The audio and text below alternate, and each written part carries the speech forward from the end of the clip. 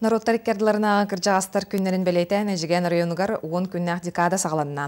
Ол күрді бұл күннерге ағасаста жоңғы күз көмі болар арас қабанына сәргәқсидер тәрәхіннер ұдылалар. Мария Павловна сырдатар.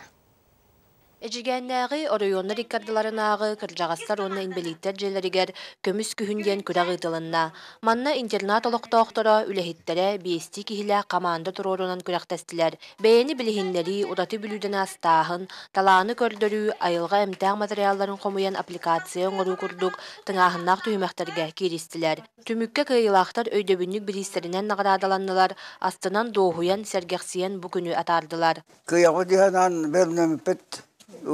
Unuk kılgasına kılgasların, prova kılgasların benim orada oldu. Yani bazı şu bazı diyelim ben.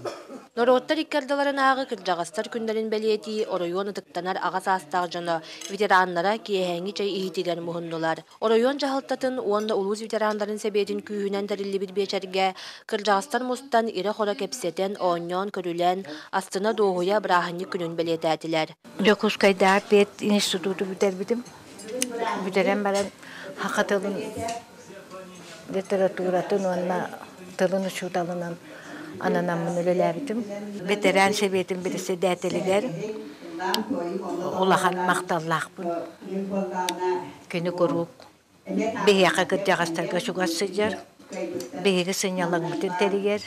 Бу курдук кыржагастарга анааны ытыллар арас кабааннаак тарайхиннер оройон үрдүнен 10 күн устата ытыллыактара. Мария Павловна, Анна Петрова, Сака телевидениете, Эжиген.